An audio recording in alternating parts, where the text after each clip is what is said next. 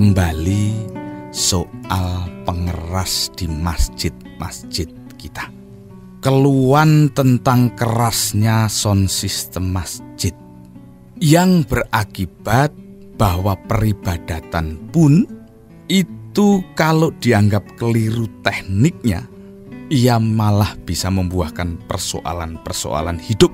Sound system masjid yang mengumandangkan suara azan tidak terbantahkan bahwa itu adalah peristiwa peribadatan.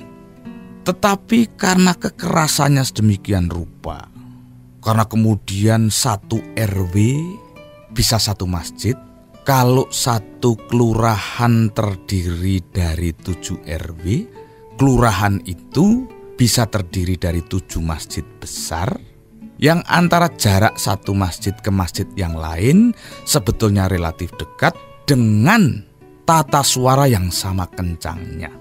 Maka suara azan itu bisa menjadi kontes yang sedemikian rupa.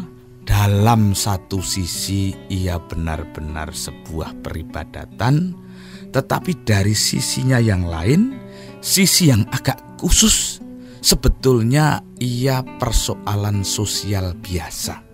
Menyangkut bukan dari anjuran azan, bukan dari arti bunyi-bunyian azan, atau dari niat sebuah azan, melainkan sekedar dari kerasnya sound system itu dibesarkan. Itu saja, dari kualitas muazin yang kadang-kadang berbeda satu sama lain. Malah ada sebuah masjid yang dicitrakan oleh sahabat saya ini dengan bahasa yang sangat sinis.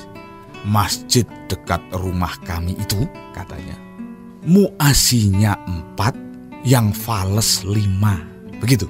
Ini untuk menggambarkan bahwa tidak setiap muazin di masjid-masjid kita itu bersuara seperti yang distandarkan oleh syiar agama, yakni kemerduannya, kelembutannya, dan kekerasannya.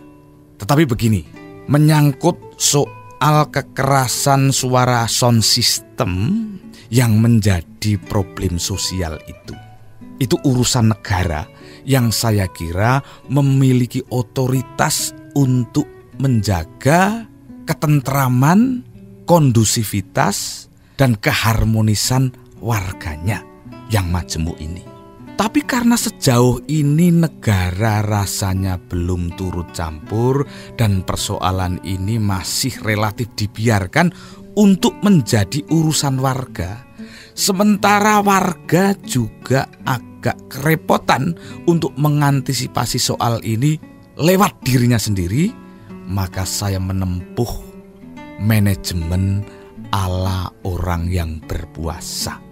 Meskipun masjid di dekat rumah saya itu kencangnya luar biasa, misalnya, dan saya merasa peka mendengarnya, tetapi untuk tidak merasa peka itu ternyata ada tekniknya.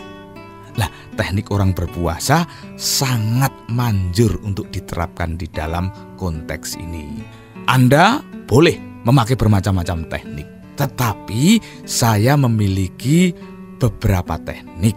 Misalnya begini, kalau ada muazin yang fals dan kencang suaranya, tetapi ia tidak merasa, saya memanipulasi perasaan saya yang sebetulnya peka telinga itu dengan rasa semacam ini. Orang itu azan tidak dibayar saja kencangnya bukan main. Apalagi kalau ia dibayar. Wah, ini kok mendatangkan sensasi kegembiraan dalam hidup saya. Dan menatap orang azan itu menjadi lebih empatik. Kedua, saya membayangkan ketika orang itu sedang azan, sayalah yang sedang melakukan azan serupa. Saya masuk ke dalam imajinasi dia. Lah, tiba-tiba saya kok lalu menjadi dia. Di dalam perasaan saya menjadi dia itu, konflik batin saya meleleh. Melihat segala sesuatu yang tidak kita setujui, itu lebih karena sudut pandang kita yang berbeda dari sudut pandang dia. Maka cobalah geserlah sudut pandang kita itu menjadi sudut pandang dia yang sedang berazan itu. Saya jamin sensasi Anda pasti akan berbeda.